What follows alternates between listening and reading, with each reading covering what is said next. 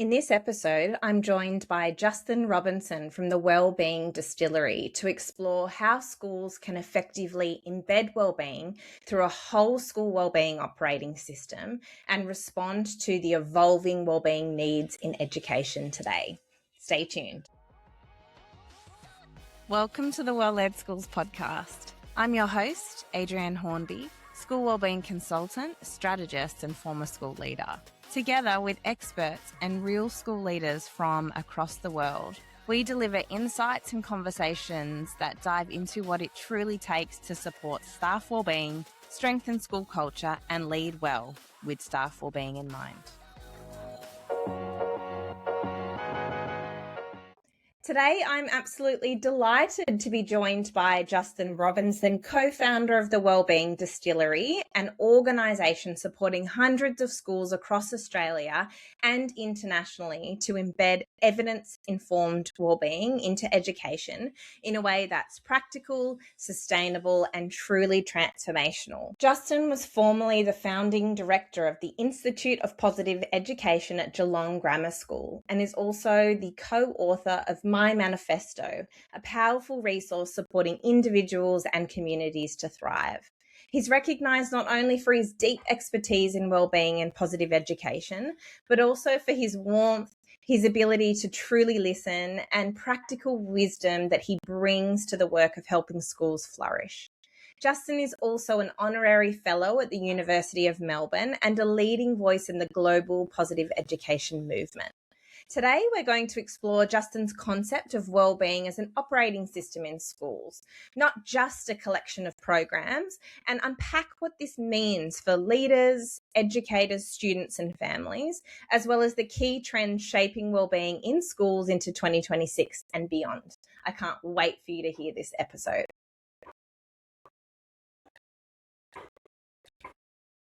Justin, at long last, we get to come together and collaborate and talk all things wellbeing. I'm so excited for our conversation today. Thanks, Adrienne. Lovely to be here. And likewise, I'm looking forward to having a chat and also collaborating with you in many ways in the future. Oh, definitely. Well, to kick us off, I love asking this question because we always get such a range of answers, but I'd love to know what is one thing that you do personally to look after or support your health or wellbeing? Yes, thank you. The one I was thinking of kind of responding to that, and it might surprise some of the listeners a little bit, and this word might not suit all people, but for me, it's intentionally serving. And for me, whether you'd like the word more caring or supporting, but serving my family, any of our 4 kids, my wife, Jeanette, serving my parents, mum and dad are still with us, serving my colleagues or serving my friends and so on. So many years ago when I was the head of Year 7 at Trinity Grammar School, I had on my door, here to teach you, here to serve you. And it didn't last too long because too many colleagues kind of found it misunderstanding, like I was going to serve them and do up their shoelaces or pick up their lost property and so on in that way. But I meant it in the trueness of servant leadership. Like my role as the head of Year 7 was to serve them. That didn't mean I wasn't going to challenge them and to hold them accountable and those sorts of things. But my role was to try to support their growth and development. So for me, genuinely thinking about kids and specific people and a way that I can serve today, how can I be of benefit and contribute, I think is one of the ones that just genuinely drives my well-being. And sometimes it makes me go to bed late, or sometimes it means things run over time, but when you can contribute and serve in a way that really energizes me. And maybe a more kind of a light-hearted one is Jeanette and I are pretty fond of some little cognitive little brain teaser or challenge that we do each night, whether it's the Wordle or connections and so on. I've just had a friend who bought me the Caesar calendar, which I didn't know much about, but you move the little tiles around and get the day and the date and the year or the month showing with all these little ones. So it's a different little puzzle every day. My brother's trying to get me into cryptic crosswords. I haven't quite got there, but that might be somewhere down the path. But so a little kind of brain teaser from Jeanette and I kind of helps us switch off a little bit. So that's also a nice little one. And prevents Alzheimer's and dementia. As long as apparently, as long as you kind of keep the variety, doing a Sudoku every day for the next 30 years for me won't help me as much as trying to learn the cryptic crossword, then trying something different. And so that I understand it's the variety, a bit of those brain teasers too. Oh, it's so good. And I was sort of chuckling to myself as you were sharing that, because my husband and I do not do Sudoku puzzles together. At the moment, we're watching a very scary television show. So I'm like, when will this end? Because this is terrifying. But then I started to think about, am I on a slippery slope to dementia? I need to start doing some Sudokus. That's such a nice way to connect. And, you know, coming back to this idea of the servant leadership, I do think, especially a lot of our listeners, you're speaking their language, because when I'm out in schools and we look at different leadership approaches and what we most connect with or aspire to be, more often than not, our leaders are saying servant or transformational leadership, you know, very similar in their nature. And I think that it's needed in the wellbeing space. I mean, if you're in this work or in schools to do anything other than be there to support people or young people, adults, then, you know, I'm sure you'd be able to get great results in some areas, but we know it's such a people-focused, strongly emotional, highly relational profession that servant styles are very well suited in that space. Yes, nice. And I think just to help us, you know, as an individual to even think of, you know, and that as a parent, is it servant leadership, or is it servant parenting, or as a partner, is it servant partner? And in some ways that the name does kind of clash a little bit, but names are always challenging. The names are challenging with positive education or positive psychology, aren't they? The names are challenging with wellbeing education. And so, you know, as long as you kind of feel comfortable with what it's meaning, and you know, I think it is underpinned, of course, by care and contribution. Yeah, absolutely. And like I said, I think in this space, it's just such a needed skill. So it's nice to hear that that lights you up. It's, when I was in the very beginning of my wellbeing journey, more for my personal wellbeing, which of course eventually linked into what I was doing professionally, I went to one of those Tony Robbins, like Unleash the Power Within seminars where we ran over the hot coals, did all of that. And something that I really took away from that was the power of contribution for our satisfaction in life and for our well-being. And that's when I got into this work. That was where I was like, oh, that makes so much sense. And it's such a healing strategy. It seems like a strategy, but a way to live that, as you said, brings so much meaning. Yes. Love it. Yeah. Love it. Okay. So for those listening who don't know you, Justin, can you tell us a little bit about yourself, your work, and your journey that led you to where you are today, supporting so many schools, teachers, educators, parents, students, everybody with their well-being? Thank you. I think still the way I describe myself is a passionate educator, if I kind of only have two words, even though it's been a few years now since I've been in the classroom, and still tutoring a couple of nephews with some maths. And it's pretty hard to stop me because I'm pretty fresh with the maths tutoring, and still kind of writing and contributing to maths textbooks and so on. But to some extent now the workshops are my lesson plan, you know, and the creativity of kind of designing that and so on. So in still many ways, a passionate educator. And I think in many ways that's come a little bit from mum and dad. Dad was a passionate educator, and you know, always came home on time to be able to have a kick of the footy on the road with us or play some cricket or something. But then as we went off to bed, he would start marking his English essays or his history essays and so on. But he loved being a teacher and a school leader in the government system for over 40 years. And so his passion, and I talk about my mum's compassion.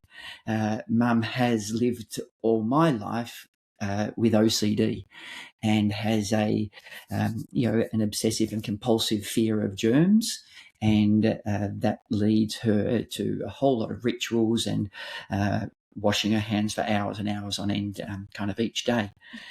And so I also wanted to care for mum and support mum in so many ways. And mum is certainly a person who has experiences levels of ill-being and mental illness, and also experiences great measures of mental well-being, and has meaning and purpose in her life, has great relationships, has unconditional love for the world, and so on. So kind of mum and dad's blend of passion and compassion kind of contributed. I love that. What a great way to share more about you so that I can get to know you and our listeners. And so tell me a little bit about your journey to the Wellbeing Distillery and how you've landed here doing this amazing work. Yes, and to some extent, really the answer is I was in the right spot at the right time, sort of thing.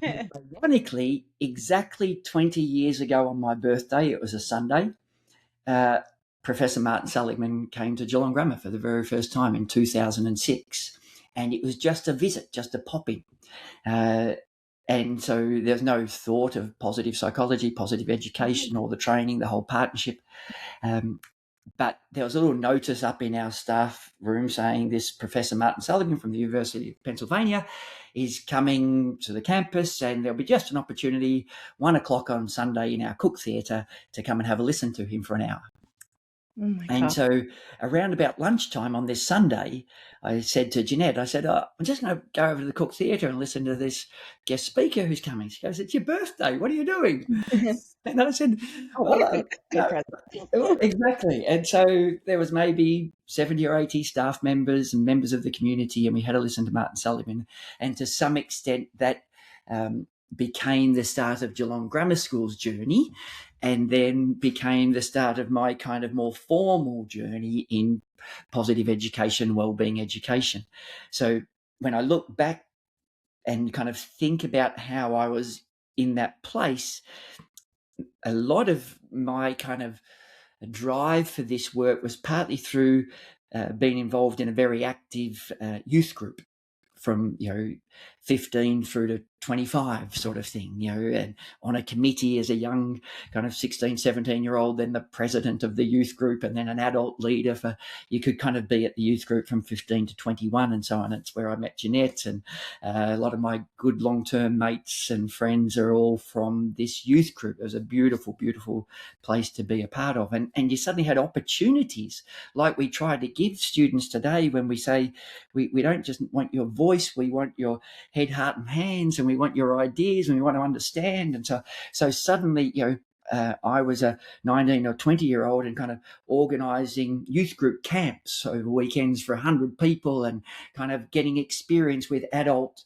in their 20s and 30s kind of supporting us and everything. So kind of that was empowering. And I think I gave my first kind of public talk at youth group, and it was kind of a 1-hour presentation, and it was all based on Zig Ziglar's book, See You at the Top. And so that was kind of some of the early kind of goal setting. And I talk a lot about Lisa Jane McGuinness as a person who came to fourth year at uni, and I heard her speak about goal setting and so on. So there'd always been that interest. And then to some extent, when people are talking about gratitude letters and the science behind gratitude, like, it was amazing and it was exciting, but it was something I was so familiar with, but more from a spiritual side and a community side. Like, so I had already written, a 2 or 3 page individual letter to my mum and my dad as a gratitude letter, 10 years earlier, and I know mum and dad still have that letter and those sorts of things, because that was partly what you kind of did on a youth group camp and so on. So then my teaching started as a maths and PE teacher at Trinity Grammar. And so age 21, not much older than the kids. I had a year 10 maths class my first year, and they were they felt about the same age as me. A few of them had a better, more facial growth than I had. And I did get kicked out of the staff room in my first week at Trinity. The English teacher tapped me on the shoulder and said, students aren't allowed in the staff room. And I genuinely was. So this is 1991. And I was 21 only for a month. I kind of turned 22, in March or in Feb the 12th and so on. I was the only teacher in their 20s and I was 21. So the next closest teacher was 30. So I was that kind of different where now maybe it doesn't quite feel, but maybe in some schools it still is. So this teacher, I was just wearing a white shirt and so on, they tapped me on and said, out of the staff room, I said, I'm a new teacher. I'm here to teach. So I It's had the English and maths rivalry, clearly. maybe. So I had 14 years at Trinity, which is just such an amazing, loved it there. I would have happily stayed 44 years. So I started at Geelong Grammar in 2005. So really only 1 year as in Marty Seligman in 2006, but ended up being the head of Allen House there for 5 years, before the head of POSED, before then 4 years of that, then 8 years as the director of the Institute at POSED at Geelong Grammar. And I think, just to share a smidgen on the Institute, was this idea. It was such an amazing time at Geelong Grammar, and experience and the wealth of wisdom and experience that came to that school over the couple of years to help us learn and evolve and develop positive education and so on. It became, when I first became the head of positive education, the principal, Stephen Meek, said, now, Justin, if anyone ever rings up about POSED, your answer is yes. Tell them to come along and have a chat with them and chat to them on the phone. I said, oh, that's lovely that you said that, because that would be my intention. And Geelong Grammar, right from literally day zero, were so keen for this to be bigger than Geelong Grammar School, to include others. Like, one of the most powerful stories is when Stephen Meek wrote to the family, the parent community, and said, we're hoping to invite some teachers from a whole range of schools throughout Victoria and Australia to come to this training. Then when Martin Seligman and his team came back the following year, and ended up that the parent community raised over $100,000 of funds to go to different education department teachers and different teachers from around, that were to make it accessible to have over 300 educators do a 6-day course on positive education with Martin Seligman and Karen Rivich and so on. So the school's always been so generous with trying to help evolve education. They were already committed to building a wellbeing centre, but didn't quite know what philosophy was going to underpin that. And it was from a parent who then came to the school and said, so what a beautiful thing that you're heading off to the Wellbeing Centre. But what else is going to change, or is it just going to be a building? And this parent said, have you ever heard of positive psychology? Have you ever heard of Martin Seligman? And the school literally said, never heard of him. And he said, well, he's a colleague of mine. I've just done one of his courses over in Pennsylvania. Would you like me to introduce you to him? And the school said, well, sure, why not?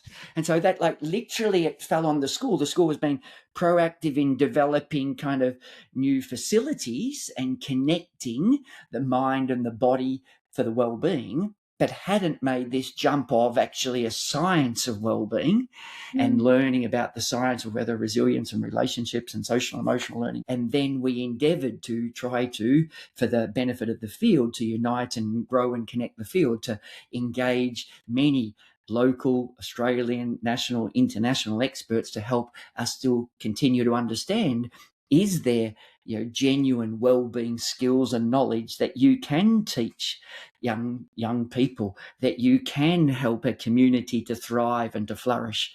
And so I said to Geelong Grammar School that really it's not just an opportunity. You now have a responsibility to try to help build resources, because these early days there wasn't a well-being measurement tool. It just didn't exist. There were ill-being measurement tools. You could still, 20 years ago, measure ill-being levels of anxiety or depression, but there weren't ways to measure flourishing. It just didn't exist. Like Professor Felicia Huppert, who visited Geelong Grammar 3 or 4 times, was very early stages of her flourishing survey, and would kind of say to me, Justin, now, you do know that when you're kind of saying this is evidence-based, this kind of program that you're doing, the only evidence is it reducing or mitigating illness. There is no evidence on whether it's boosting gratitude or increasing a sense of connection. And, those scales don't even exist yet, for fostering hope or whatever it be. And so on. So that's how, some people in schools now go, well, surely there were wellbeing measures. But haven't they been wellbeing measures forever? Like, and literally 20 years ago, maybe ACR did their first wellbeing, survey tool, and so on, maybe 15 years ago, and so on. So it's evolved in such a way, and that responsibility then of Geelong Grammar and with the Institute in helping people to learn and to create resources. And, I'm so excited where the field is at, whilst there continue to be challenges and it continues to be misunderstood, but it does continue also to make a huge difference to many school communities and many individuals. Yeah, absolutely. And you explained something really beautifully in there is as we know, what positive psychology is that not always that focusing on what's wrong with us, but also focusing on what's right with us and what's going well, and in more of an appreciative inquiry into schools and us individually.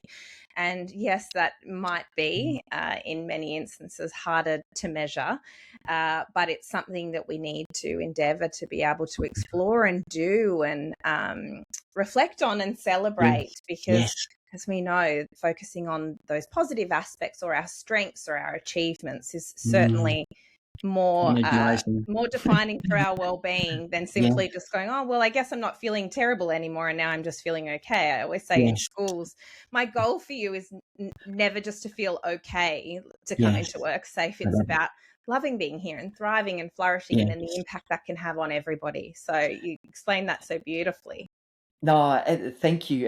And our experience with schools, particularly in the last few years, and none of this will be rocket science to the listeners or to you, Adrian, and I'm sure you're beautifully aligned with this, is that promoting well-being and preventing or mitigating ill-being are, yes, of course, related, but are kind of different concepts. Very different. And they're both important. Yeah. And we've realised through making mistakes and those sorts of things, we've realised that some schools that we arrive at aren't even quite ready to hear the message about promoting well-being until they're validated that someone's heard about their current levels of ill-being. Mm-hmm. And that's where the bad rap, don't tell me about the fruit bowl in the staff room or something. Generally, I don't know too many teachers who dislike fruit bowls in staff rooms. I think probably most people love them, and and it's a good thing. And fruit's a healthy part of your diet. But the reason it gets a bad rap is because they've interpreted, that's what you're going to offer as a little boost to kind of my well-being or something or other, rather than even addressing anything about my workload or change management or my lack of autonomy or whatever psychosocial risk factor. So when we come into schools now and say, one, that there's your responsibility for preventing ill-being and promoting well-being, and then there's the school's responsibility. So much of your important work, Adrian, is the school's responsibility to, again, do both those things, not just mitigate ill-being, that's vitally important, but to also put in these protective factors and to boost well-being through that. And when we do that in combination and with the right language and in a sustainable way, then genuinely we're getting the individual and the school, starting to kind of, head in the right direction and to be strengthened, by their own skills and knowledge and by the community's care. Beautifully said, and it really encapsulates and explains that well-being in schools is not just about a focus on mental health only, and even how we promote and encourage well-being. There's so many other influencing factors and metrics that we need to look into, as when you're reviewing data.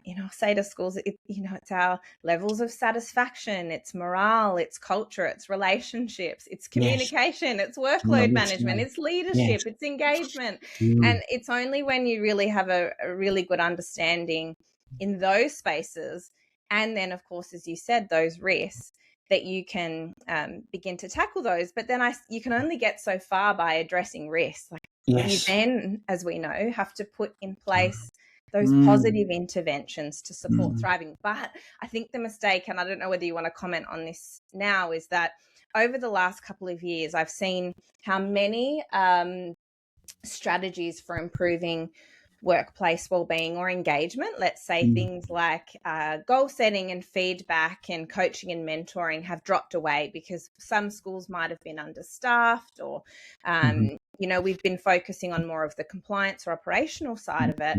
And so schools have gone, oh, we have to go back to coaching and mentoring, and they've gone back over to this focus there, but haven't done all of the, that groundwork of addressing the key risks and stresses for their staff, and are jumping into these strategies that I think really land best when we have moved out some of those sort of foundational barriers that get in the way of those supports truly landing, and of course have the time to build the relationships and the trust. So it's like you've said, and you would identify in schools, it's not this easy fix. Like coaching and mentoring helps our sense of engagement in the PERMA model. It's, well, hang on, you can only coach and mentor and actively have conversations with your staff when they are in a space where they're not highly, they're not heightened from responses to student behaviour or inconsistencies in communication across the school, all of those things. It's fascinating, isn't it? Nodding away, just nodding away with all. Charlie Scudamore at Geelong Grammar had a phrase which resonated with me, that this work is slow food. It's not fast food, and we completely understand why a school would like a fast fix. I'd love to fix it tomorrow if you could, like who wouldn't? Because, and particularly when you're energized by it. But imagine if we get all the students, imagine if we get every teacher coaching, and so you get that, and so this speed becomes a crucial consideration. And I think at least if a school leader considers speed, you're more likely to get it right. And so when you go, okay, you can go too slowly that you lose momentum and we're kind of not getting the energy, and you can go too quickly that actually you're increasing anxiety or you haven't brought people along with you. And so the right speed, because it's never, ever, unfortunately, going to be something that you tick off like a goal. No school's ever going to go, wellbeing sorted. Glad we did 2026. We really focus on wellbeing. Wellbeing's now done. Wellbeing will never be done. Wellbeing is a way of the way we operate, the way we communicate, the way we live, the way we are in the school community. And society will continue to change, and the people it will need ongoing attention and resources and sustainability and so on. And so don't think you're ever ticking it off. So therefore don't rush. Just try to think, are we getting about the right pace, resourcing it in about the right way for us that's, sustainable. And I hope that can help some school leadership teams thinking, this will always be on our agenda.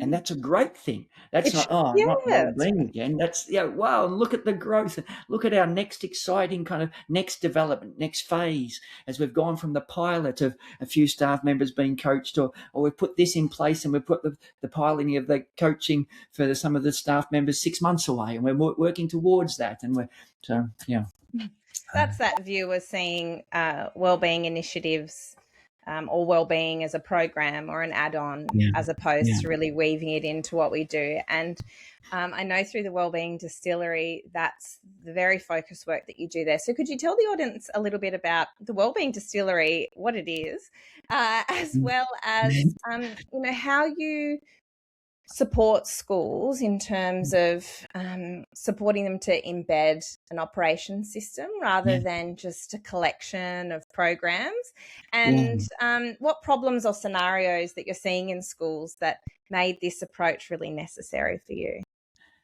Thank you. So the Wellbeing Distillery, we say, aims to energise, equip and empower school communities with wellbeing education. So, and those three words, whilst they're three E's, and obviously that we love that, but the energising, because genuinely our experience is wellbeing can energise a community, can energise a teacher, and we've had people share that with us and so on. So the energising, the equipping is because we generally are trying to provide or teach skills and knowledge and tactics and strategies that they are generally are resources for you to equip you.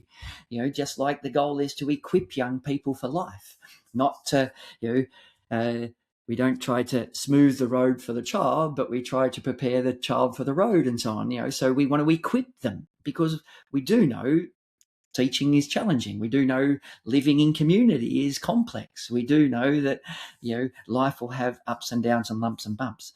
And then the empowering part is really acknowledging your unique context and focus and your knowledge of your community. So if you can take some of our energy and some of our equipping to then empower you, we would love to help you to fish and to be able to feel, the drivers and the responsibility and the architects of your kind of well-being approach, and ongoing care for your community.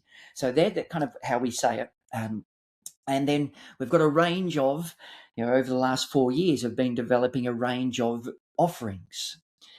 And the most recent one, the one you alluded to a little bit, our school wellbeing operating system, which is kind of the framework underpinning our wellbeing compass. So firstly, you then go, okay, there are 4 key partners. We try not to call them stakeholders because that just feels too transactional, and they're partners and they've got a role to play and they contribute. And those, most people kind of go, and they're teachers and students and parents. So there's 3. And we just put leaders as a specific one because of the vitalness of their role, particularly for wellbeing education. The vitalness for their role, of course, for everything, but particularly in wellbeing education. So you've got 4 partners, and that's underpinned by the principle that wellbeing is a shared responsibility.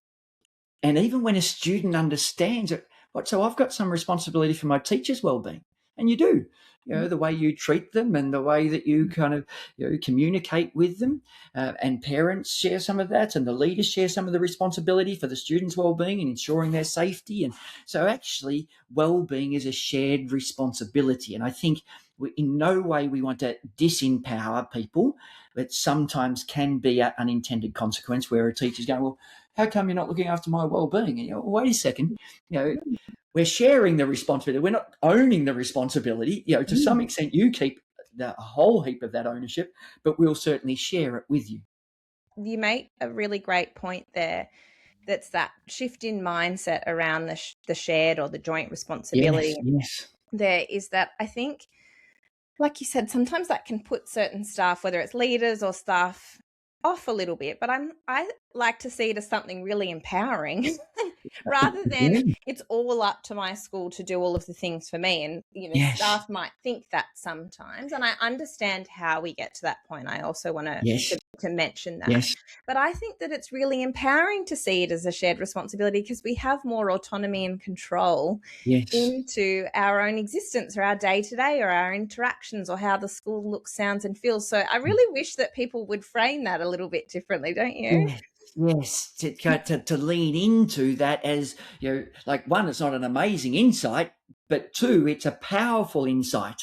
And if we can see it as a partnership, so love it, agree. Yeah, you have more control than what you think in that space. Yes. So we've got these 4 partners. So then the next one is, in a wellbeing operating system, is we should check in on the health and the wellbeing and the status of each of those 4 partners. And so that's your classic kind of wellbeing survey, which says, well, we better check in on, the absence of psychosocial risks, the presence of psychosocial protective factors, on, self-determination theory, and we check in on the levels of, for the student, we go with connected, protected, respected. How connected do they feel? How protected, how respected do they feel? So we get a measure on the well-being of these partners. And that's underpinned by the principle that well-being fuels contribution. If you're well as a leader, you will be more generous, more creative, more curious, all the research on positive emotions. If you're well as a teacher, you'll be teaching at your best. If you're well as a student, you'll be, you won't be, picking on another student. You'll be more supportive and encouraging and happy to work in teams and those sorts of things. The one and it's a slightly different colour in our model, is it's beyond a school's remit to really check in on the well-being of the families. That feels a little bit intrusive. You're not going to ask really a family, how are you sleeping, and those sort of things. That's up for them to. But it is appropriate to check in on the health of the partnership, the strength of the partnership. So we go with, do the families feel like they belong? Do they feel like they've got a voice and that voice is heard? And do they feel trusted? And so there's a whole series of questions within the surveys to get a measure on the strength of that partnership. But so, because again, if all those things are in place, a little bit what you were saying before, Adrian, like if you jump some of those steps and try to put something in, but you haven't, so you go, okay, we better go and get some data to see the health and the state of the leadership team. Are they burnt out and not feeling safe, or are they right on top of things? And through to each of the 4 sections. We do have with the educators, we have a little plus sign beside it because it's certainly, of course, the adults, the educators, and the support staff. And we have a specific survey for them because they also have a very important role in contributing to the community. We call the support staff or the professional staff the engine room of a school in many ways. They make it all run. I know, and they often get left out in many school wellbeing approaches. Yes. Yeah, and there's not much research done into them either, which is really frustrating. Correct. We've got to change that. That's my plan. Yeah. And also it's a very sensitive area, like our early experiences at Geelong Grammar, remember intentionally offering and developing workshops for the support staff. And at Geelong Grammar, being a large boarding school with large grounds, had a large maintenance team, a large cleaning team, a large catering team, and so on. So you're kind of getting close to 200 members of that support staff. And some of those support staff members, even if we were well-intentioned, go, I have no urge to go back in any classroom and sit with another teacher, and what you're going to have to get me to sit in a circle and talk, or you're going to want me to share something or spell something or do something. So you also have to understand, you've still got to listen and be curious about what would best support them. And some who were maybe fully supportive of coming to the workshop for an hour, and so on their Tuesday after lunch they'd come for an hour on this, and then they would leave and go, that was, really enjoyed that, Justin. And also, what are you doing about the extra hour I've just lost? That now I'm going to not leave at 5 o'clock. I'm going to have to leave at 6 o'clock because no one stopped my emails coming, or now I go back to. So there's also those complexities. Like, all this work is, like parents are so well intentioned, but sometimes their good intentions sometimes don't strengthen their child, but they come from a place of care and love and so on. So that's the check-in piece. Then the third piece is each of those partners have a key function. Like they've got multiple functions, but they've got a real key function. And if you can distill it down to one key function, then that can be your priority. And we believe wellbeing thrives when your roles and functions align. Like in a team, when that's your role. So you go on and do your role, and we've got and if we can all do that, we can work together. And so kind of curious for the listeners to kind of think, well, so what do you reckon the key function is of the leadership team? And we're not saying we're right or anything, but I think many would agree, but like their key role is to activate a wellbeing strategy. That's their key role. They've got to resource it. They've got to ensure it's inspiring. They've got to have some clarity of the message, and they've got to go, that's what that's our role. Their role's not teaching wellbeing in the classroom. And so I'm sure they've got a role to partly model some things, but their main role is to clearly articulate and activate a wellbeing strategy. Then you go to the educators. Well, their key role is to integrate this work into the way they are, the way they teach, into their pedagogy, the way they write reports, the way they, greet students in the yard and so on. So they're just trying to integrate it. Sure, there's a specific, maybe some teachers who then have a role to teach explicitly. My long-term hope for that is that it's probably not the role for every educator to have that depth of knowledge to be able to teach growth mindset or grit or, resilience strategies or ACT and skills and so on. That's probably for some, still not professionals. Like I know teachers are professional, but I would love that if I went to uni now, that instead of maybe doing maths and phys ed, I maybe did maths and wellbeing.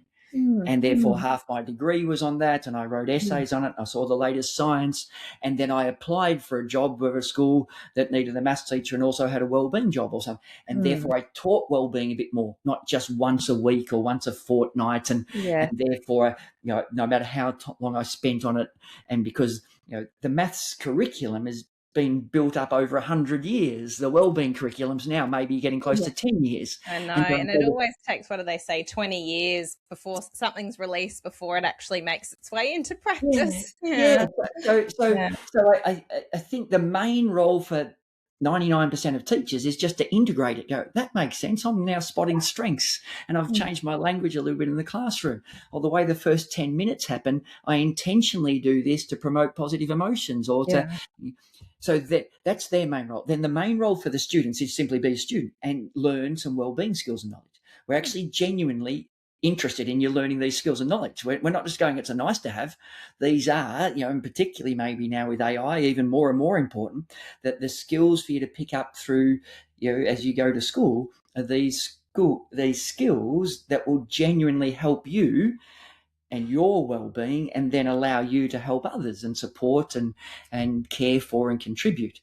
And then you get finally to the families, and their role is to support these messages, to go, well, I'm not going to dismiss them. And when, my child's, finding it difficult at home, I might suggest the breathing activity that I know they learnt at school last week or last month, and that I saw that in the newsletter and I've been practicing that. And actually I can complement this language. And so we can genuinely have a language across the school. So this is how we align it. And then the last part, we kind of call it an optimal state. And it's just one word for each of them. And the optimal state for the leaders is inspiring. That, yes, a leader can maybe mandate a wellbeing strategy, but if they can inspire it, that would be the best way to look inside this complex community and see inspiring leaders articulating their strategy. The ideal way to look into the teacher is see them modeling it. The ideal way to look into the students is to see them embracing the learning. That's one of the challenges, particularly in secondary schools, more so than primary schools, is the students genuinely leaning forward in wellbeing, workshops or classes or days or events and so on, and they're actively contributing to it, and they're ambassadors, or they're suggesting different activities, and they're, a bit back to my kind of youth group days. They're not kind of having well-being done to them and sitting back going, oh, this is a bit of a waste of time. They're actively, leaning forward and contributing. And then the ideal word for the parents is that they're amplifying it. And they can be, we kind of think of them as a force multiplier.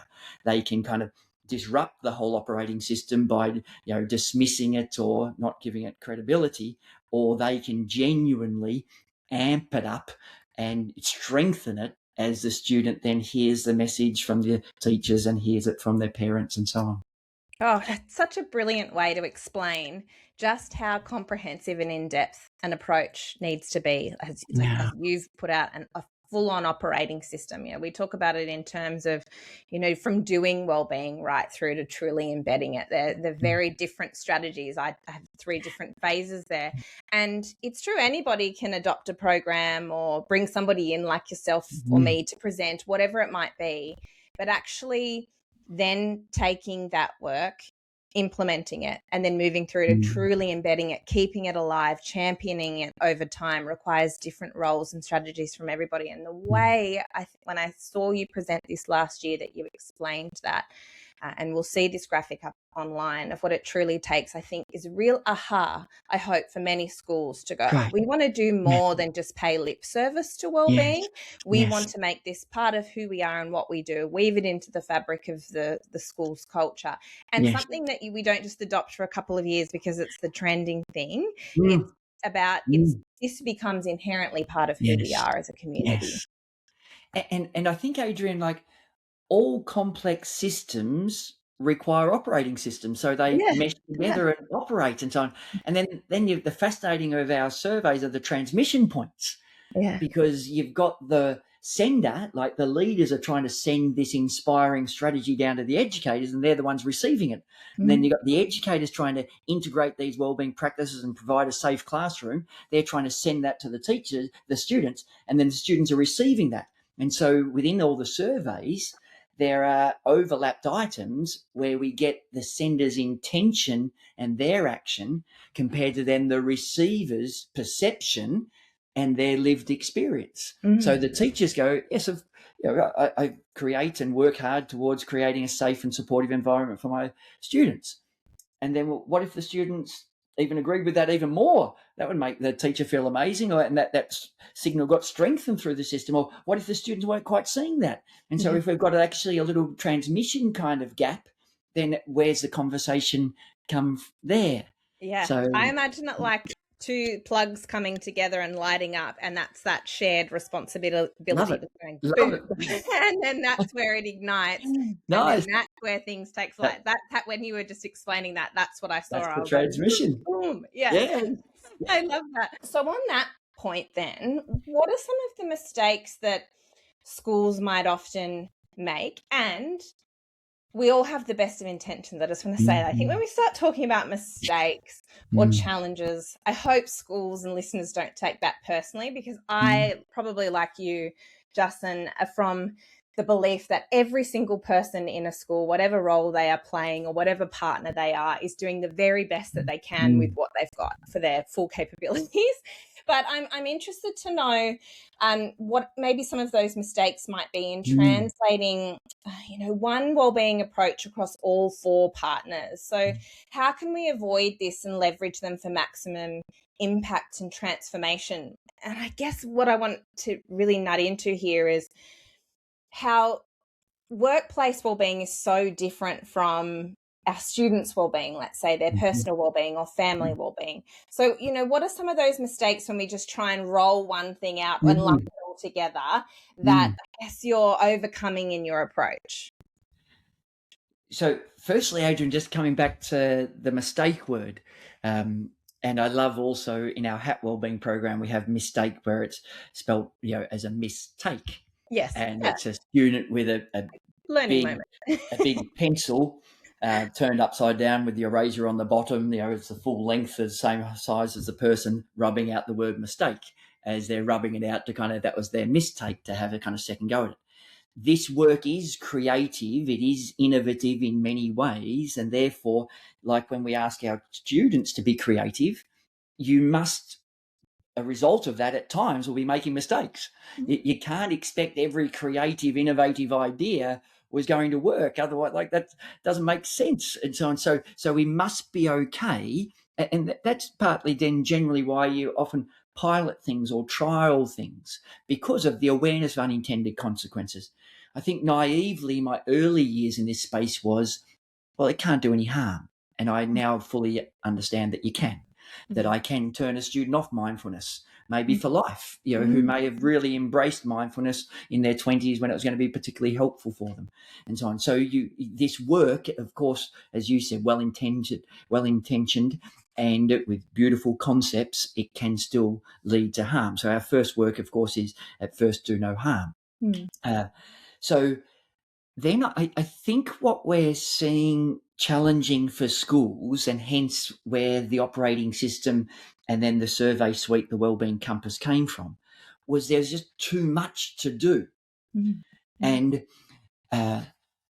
in some ways, I fully understand the kind of saying, and I'm not very good at it, but I've used it a lot and get it. We kind of masters, less is more. But sometimes, of course, more is more.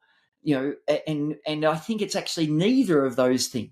It's the dosage question. We spoke earlier a bit about the speed, but there's also the awareness for the school leaders, particularly, to be aware of the dosage. You can overdo this work. You can overdo the language. And then subtly, strengthening the language, using the example of the 24 character strengths, but then intentionally softening off that and talking about appreciation more than saying the word gratitude, or having it away, because there are so many synonyms for it. And you're skillfully now in a nuanced way using this new tool of character strengths, not as a blunt hammer going, what are your top 3 strengths? And the kid goes, I got to ask that yesterday, and all these. So there's a nuance to it. And so, but I think the challenge for leaders is, one, there's so much need. So as you said, there's the needs, there are many young people struggling, sadly. And, many that don't feel like they belong and don't feel safe. And then there's many teachers that are struggling. And the teachers, whether it's burnout that they're managing, and aspects of their workload and the complexities of a school environment. And then there are parents that we fully understand through sometimes the digital technologies and the smart screens and phones and everything, that parents are probably asking and calling out for help more than they were 10 or 20 years ago. And so there's more need. And then also it's coupled with there's more resources and possibilities. There's now not just one wellbeing survey, there's 100 of them. And there's not just one wellbeing curriculum, there's 100 of them. And there's not just one wellbeing intervention, there's 60 of them. And on you can kind of, so suddenly that the school leader, a fantastic leader, often not with great depth or experience in wellbeing, of course, understandably, then saying, well, I've got so many things to do and so many needs and limited resources, whether they're human or financial, they're limited resources. So I can't do everything. And that sometimes, because every one of that ideas and activities and interventions and curriculum, and they are good, that'd be a lovely activity to do. And, should we have a lovely, support dog, a therapy dog in our school? Like, who would ever say no to that? Yeah. But it might not be right if it wasn't in the right way and understood and introduced in the right way, and so on. Yeah. So all of those, everything is, probably a good thing. So that's where we feel with the operating system. So the language we talk with, which sometimes people get straight away and sometimes people go, oh, I still don't quite understand what you say. We talk about with and for. And so what we want is the leaders leading with wellbeing for the wellbeing of their community. So that's the check-in piece. We need the leaders to be well so that they can then inspire and activate this wellbeing strategy. We ideally want a teacher teaching with wellbeing to then also use that science to integrate it and to model it to then teach for wellbeing, because it will get caught, as they say, kind of wellbeing is sought, caught and taught or something, and it'll get caught by the modeling of that teacher. So the idea of, in some ways this sounds too harsh. David says it far nicer than me. I struggle to say it, but the idea that we don't really care about the teacher's wellbeing. And I kind of think, oh, no, actually we do. But the only reason we care about the teacher's wellbeing is because they exist within a school which is trying to support student wellbeing. So the reason we care, like, of course we do care for them as an individual, but it's really for the further down the pipeline so that they can be the best teacher to allow the student to be well and safe and belong. So it's all about each of these partners. We want them to have wellbeing, to be with wellbeing, experience wellbeing, so that they can do their role for the wellbeing of the community. So with each of these 6 surveys, the first 20, 25 questions are all relatively standard questions about checking in on the health and the wellbeing of that partner group. Tailored, this is all in partnership with Adelaide University and Resilient Youth Australia, and based on thousands of data points and trying to work out the best way to measure the wellbeing of each of the partners. Then we go, the unique part, the next 20, 25 questions is checking in on their role, on have they got the clarity of the strategy? Are they sustaining it? Are they bringing the community voice along? And then as you go to the educators, are they integrating it? Are they providing? So we're interested, and that gives you a with and a for score. And so for each, so suddenly a school leadership team goes, I've got some data of every voice of our community. I haven't just got the student wellbeing data. That's kind of generally what schools had 10 years ago. All they had was just student data. And so vitally important. But I've now got student data. I've got teacher data. I've got the support staff. I've got the families. I've got the leadership team. I've got all that. And I've got the reason we call it a compass, I've got a little indicator of our with score and our for score for each of those groups. So what we would say to a school leadership team is, firstly, take a breath. Partly because I'm sure you've been going all day and that's not healthy and helpful and so on. So take a breath. We know that you care for your community.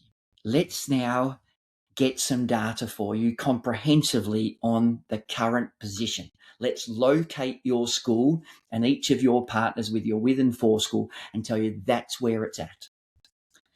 Then we all know where everyone wants to head. You want to be a beautiful, flourishing community where people feel safe and they're contributing and so on. So we know where you want to head. Now let's strategically think, what's your priorities? We've heard what's strong. We've heard where the challenges and the opportunities are. You know the amount of financial resources or human resources you can appropriately put to that, for, initiatives and for the next 12 months or next 1 to 3 years, and then let's prioritize that. You can't do everything. And once you've got a strategy that allows you to say no to something, that sounds a great idea. Let's revisit that when we write our strategy in 12 months' time for the next year. Or the reason we've chosen this as our priority and the reason we've got, specific parent course is because we found that the parents particularly were saying, we didn't really understand what the wellbeing messages were our children were getting, and we don't understand some of that language. So if you could help give us some of that language, then that will really allow us our role of really amplifying and supporting those messages. And that's why we've chosen that priority and why at the moment we're saying no to this part. So it's trying to help the school leadership team be data informed across the entire community and then allocate those resources to see the needle shift, which is one of the hardest things. Like, it's a far easier thing is to survey people. The harder thing is to shift that needle and to work that out. And to do that, we're going to do that every year. We're going to allocate some resources to get a measure. Once a year is probably enough. We get our academic results once a year and so on. We'll get our wellbeing results once a year, and that not just on the wellbeing, it's the with and the for each of our community. We'll drill into that kind of data, articulate a specific, sustainable, manageable strategy, and we'll chip away at that for the benefit of our community. Oh, it's brilliant. And because in schools, when you run a survey like this or you look at data, at least 10 themes come up. And I have sat in so many rooms where the leaders will say, well, I think these need to be our 3 priorities. And then when you actually go to staff, they say, no, if you focused on this, this, and this, that would change things dramatically for us. And I think that that's that very crucial step that schools miss. And I think a lot of the time, maybe it's they're a bit frightened to capture that data and to look at it because it can feel really confronting, particularly for senior leaders who are not of that mindset that, awareness is the first key to any change. Yes. But it's really powerful for our staff and for the community, particularly in your approach as you're working with all of those key partners to identify the priorities that will really matter and mean that our focused approach, of course, is going to be successful. And every school will even have its nuances. You might have a big workload challenge in a school, but you think that it's administrative tasks, but it's in fact, it's linked to your relief processes or whatever that might be. So getting to the heart of the issue is something that I wish schools would do more of. And so then you're not spinning your wheels and wasting a whole year's worth of resources on the fruit bowls or the Pilates classes. Start with a more coherent relief management tool or communication system. I'm like, cool, that's easy, and it's going to improve culture and morale as well, and satisfaction, all the things. And when it's articulated and they see you chipping away at it, and understand we can't do it all in term 1, so this is our priority in term 3, and that feels like you're being well held. It feels like you're being cared for. Like, there is no silver bullet. No teachers, every teacher knows it's still going to be a very hard, demanding job. You've chosen the life to steward the lives of other young people. With that comes endless, wondrous joy and endless heartfelt struggle. Like, that's the job you've chosen. But if we can see the care and the consistency and the system and the development towards that, and just little wins are so valuable. When that make a the difference. Most underestimated wellbeing strategy. I think I spoke about this recently on my, I think it was my last podcast, is schools updating staff where they're up to with Mm, wellbeing mm, initiatives and the plans for the future to yeah, satiate some of those desires for clarity and input. mm, If I think if we were updating our staff more on our progress and our yeah, plans, it has such a yes, huge impact on wellbeing and linked to that agree. area of meaning as well and Yes, accomplishment for staff in the yes, PERMA model. yes. Oh, wonderful. In your data that you're capturing within your surveys, what are some of the most consistent themes emerging in Mm, that data for sort of across all key groups? yeah. Uh, so interestingly, and we're still fairly early on, we've now got some Australian norms for the student data, but we're yet to get to the level of Australian norms on leaders because you kind of only pick up 10 when you pick up a school. So you Yes. need a fair few schools to suddenly feel like we've got some norms. And picking up, Adrian, back on your piece on bravery, we were a little bit, maybe we shouldn't have been, but we were a bit surprised how much bravery this does require, particularly now Mm. there's a specific leadership survey for those 7 or 8. All surveys are all anonymous because we believe that's the best way to get true, Oh, accurate yeah, data. And absolutely. also provide the safety. So sometimes when a school says, can you identify? We just simply can't identify. Or we didn't even ask for any demographics. We just asked, we have that demographic for students of their year level and their gender. That's all the only demographics we have because we're interested. The strategy works at the cohort level.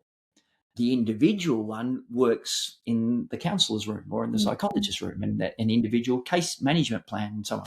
So this is trying to be tier one wellbeing, environment, community, and so on.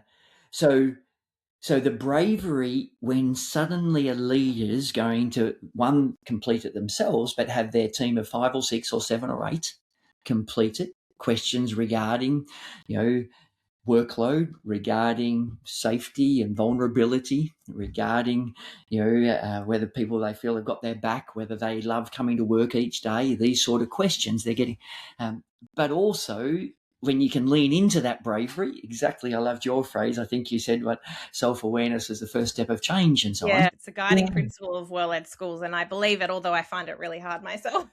Yeah. And yeah. So we acknowledge the bravery and thank the leaders who choose to do this. And I think, they do realise their importance of their modelling of their, and the clearest part message still coming from the leaders at the moment is we do need some help articulating our strategy. We know we haven't, suddenly they feel a bit confronted when the question says, have you got a clear wellbeing strategy that articulates what you'll be doing over the next 12 months? And they, oh, not very much. Kind of got a little bit of one or something. And of course, they've got a school master plan. Of course, they've got a school strategic plan, but they don't. And maybe wellbeing's a pillar, but they never. Many of them didn't have that articulation of what are we doing for parents this year. How Yeah. much time, how much resources? Yes to that, no to that. Many schools go, well, we probably should have a couple of parent nights, and let's do the 3 parent nights again. But that's not enough, and not due to being data informed of saying that there's really still low levels of trust Mm. and they're not feeling that they're responded to early enough. So actually we need some middle level training about managing parent phone calls or something, or we need to put some more support for middle, and we might need to put on another member of the receptionist team to kind of make some phone calls back or something because we need to communicate, or we need to change our email policy so parents don't expect an email reply in 1 hour. So we need to be more nuanced and so on. So the leaders were probably the main message we're hearing is, can you help us a bit with this strategy and maybe kind of even stay with us and hold our hand a little bit, keep us a bit accountable because we know the school will get busy and life will get busy for us and we'll forget to get that strategy out again unless we're meeting with you again next month to see how we're going or something. Yeah, So that's right. the strategy work is, I think, the key leaders one. The Yeah. educator message a little bit, which you're kind of pleasantly surprised about, is that many teachers are still saying, can you give us a bit more professional learning?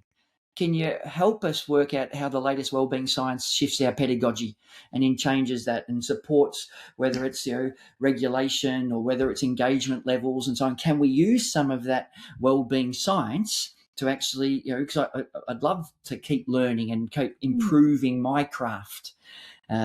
the students, the message, is not surprisingly still high levels of anxiety and real needs there, and where possible, where schools have got student engagement in it, the well-being, the with and for, the for well-being, when students can answer questions like, I feel like I'm contributing to the well-being of my classmates, and I'm involved in helping out, and I've got roles and jobs to do within our school that contribute to me serving and contributing to the school. And then with the families, the parents, the main question I think I mentioned earlier was, can we know a bit more? We'd love to know a bit more. It's all pretty new. It wasn't what happened when I went to school, and I'm on the school WhatsApp, but that's all a bit overwhelming, and I haven't got quite time to do all that. But you could give me some distilled insight about that, so I can support my child as I want to, because I couldn't care and love them anymore, and they are a bit anxious or struggling, and they say they don't want to go to school today. And so, what's our tips there? And that's led. I've spent the summer developing our first ever parent course called the 7 Habits of Wellbeing Wise Families. Oh, And how wonderful. it's in partnership with schools. And so that's been the most exciting kind of the last couple of months of me kind of throwing myself into the creation of that program, of that course. Sounds so exciting, and how amazing for your partner schools. You raised a couple of things there where you were talking about the themes that I want to quickly zoom back to before we finish. That point you make around the leaders is a crucial one. I agree with you. Like, I think the unification of a leadership team in their approach to wellbeing is so important. Like, you can't just have whoever's coordinating wellbeing knowing the strategy or knowing the initiatives or the forecast coming up. It's really important for our leaders to be abreast of that. While, like you said, it takes time for us to develop the skills and have the experience in what it truly means to lead rather than to be an administrator. But again, it's just opening up more time for those conversations for everybody to get clarity on what we're doing for wellbeing and what our common responses are, what we're focusing on for that term. But the one where you talked about the teachers and understanding wellbeing, and that linked back to that brilliant point you made earlier about how in university there's not enough for us around wellbeing, and it's changed so much, hasn't it, since we first got into education to now. Our responsibilities as a teacher in that social, emotional and wellbeing space is we're really not prepared for that. And I think it's probably we're going to only get more and more responsibilities as we've got both parents going into the workforce and climbing that corporate ladder, which I know it's frustrating for teachers to think, I shouldn't be taking on these roles, but we have to adapt. And probably part of wellbeing is adapting to those shifts and changes rather than resisting and being empowered by that skill development which you offer. And that's incredible that teachers, you've obviously delivered in such a way where they go, oh yeah, that is what I need, as opposed to this is not my problem. And we know that can be the mindset of some. And again, I understand how we get there. It's rather it's empowering to go, okay, well, this is the next skill set that I develop. And it's not an extra thing. You'll have the first 10 minutes of your lesson, whether you like it or not. And the students will arrive and the students will leave, and you'll have your key learning core of the lesson, and you have to land the learning. And so if you're going to do that, you can do that informed by wellbeing science. And genuinely, it helps teachers. Our goal in so many ways is to relax the shoulders of school leaders and school teachers, because we know it's demanding. And if we can give some of these skills and knowledge and some of the support with the strategy and the insights, because the key part on the operating system and the wellbeing compass is us then providing the data insights. You mentioned briefly, Adrian, before about, you can get so many things from a survey and you can get overwhelmed with the data and do nothing. So to some extent, we kind of think the school leader in some ways doesn't really want the data. What the school leader really wants is, what are the 5 things I should do? And what are the 2 things I should do for parents? And how much will that cost? And how do I engage and use that? And who puts that? Okay, we've got some clarity, and so on. So that's where the clarity of the insights from that data on what then to focus on. 100%. And I love how you mentioned those different scales that you provide as part of your survey, because you would have seen it and experienced it and maybe done it. I certainly did in my time in education, is that you get data back and leaders just gravitate towards the most interesting pieces of data. And I think that is not something we need to be hanging out in right now. You've got some clear insights over here, but I always say in schools, we see what we want to see and we don't see what we don't want to see. So having somebody like yourself and the incredible work that you and the team have put into the back end of your survey to provide schools with that compass and that clear direction on where to work saves the time. It ensures that things are transformational, and this is what schools need. So excellent. Justin, to finish us off today, based on your research, your experience, and what you're seeing in schools and across the system, what key wellbeing trends or focuses really are on your radar for this year and beyond? So you've kind of alluded to this focus around the parents, and supporting them. I couldn't agree more. But what else is flagging for you? Yeah, I think probably to distill it to, like, I'm interested in AI, but I'm not a leader in that area, and AI and wellbeing, and I'll be actively a participant in the upcoming AI and wellbeing summit over in America in March or something. So I'm curious, but for me and for David and for our work, it's probably still around two things that I have mentioned sometimes, is strategically doing it with the leadership team. And that takes the load off when there's a clear strategy. So strategically, because you can't do it all, and then engage the parents because they're calling out for a bit of help and support. And imagine if your families are calmer, more confident in their parenting, more connected in their parenting village, and more connected, what a difference that makes to the educators, what a difference it makes to the workload of the leaders. And so if, the 7 habits, habit 1 is, stay calm in the chaos. Habit 2 is communicate with empathy. Habit 3 is set boundaries with heart. If we've got parents building their confidence to be able to set boundaries and understand and have that language and so on, that, the goal is too early for us to know, but we'll be doing some research around it to see whether it genuinely, the school community says the return on that investment was that the parents are more connected, they're more united, and they feel more confident in their parenting, which is reducing, some of the issues and helping our students, arrive to school, kind of in a space to be able to learn, at a higher level.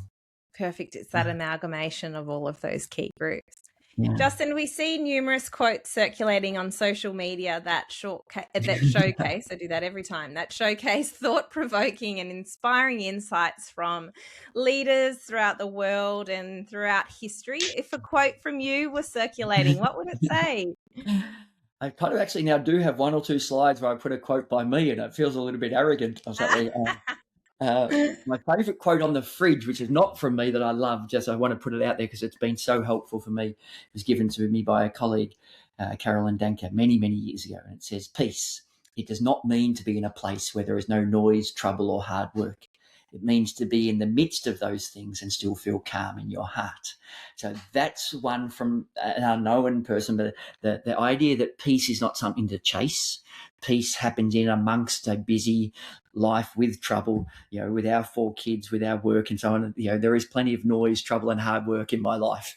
And I do feel a sense of calm because of the clarity of my values and the goals of what I'm trying to contribute and so on. If it was to me, the one, mine was short and simple, and it would just say, I've got a presentation that starts with this slide, and it doesn't have a picture of me and doesn't say it's a quote from me. It's just a title of the slide that says, we're in it together.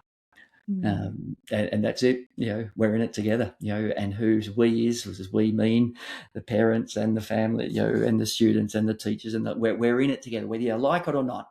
We're in it together. We're a community. You've chosen to work here. You've chosen to send your child here. We've chosen to be leaders here. We're in it together. And when we understand that, then we genuinely will try to work together and care for one another. that should be the Wellbeing Distillery's motto if it isn't We're in it already. together. And I feel like the unknown quote, you can claim squatters' rights on that. It's unknown, so you can just put your name underneath that and start circulating it. What are the best ways for the listeners to connect and engage with you, Justin? Thanks, Adrian. Email justin@thewellbeingdistillery.com. I am on LinkedIn, trying my hardest to embrace LinkedIn and thoroughly enjoying it. If you read one of my early posts just a few months ago when I made this goal and commitment, because I like challenge, that was my way of trying to embrace it, because it didn't come naturally to me. I hadn't been on Facebook or Instagram and those sorts, but I am genuinely loving connecting and learning on LinkedIn. And so I am on LinkedIn, and our website is just thewellbeingdistillery.com. Wonderful. We'll link all of those in the show notes. And to say goodbye, sayonara to everybody listening today, Justin, the podcast is aptly titled Well-Led Schools, which is a play on words to reflect those schools who lead with wellbeing in mind. What's one thing that you think schools or leaders could do to prioritise wellbeing that would make the most significant impact to their school and staff and community, all partners? Yeah. It's such a hard question, isn't it, for one thing, and I love your name of well-led schools and the double meaning within it. I think I would be a little bit biased at the moment and say, if you don't have data of your community, get some data of your community, and from there ask lots of questions. Be curious, focus groups, understand, do it with them. You can't, I fully understand that we cannot do wellbeing to people. We can only do it with them. So how do you increase the pull of your initiatives and activities and strategy, rather than thinking about how do I push harder and push it and force it on people, and you have to, and how can we pull people to be energized by this work? They can see their voice in it. So I think I would say, make sure you've got some data from all voices of your community. Ask some questions, have a strategy, have a crack, enjoy. Yeah. Awareness is the first key to any change. Thank you so much, Justin. That was incredible insights. It's been amazing connecting with you online today, and I look forward to seeing all of the great work that you're doing with all of your partners and across schools and in this space, and to hear about your parenting course. How great. Thanks, Adrian. No, thanks for the opportunity. Lovely having a chat, and the questions that you posed and the challenges. I hope it's helpful and hopeful to the listeners, and all the very best.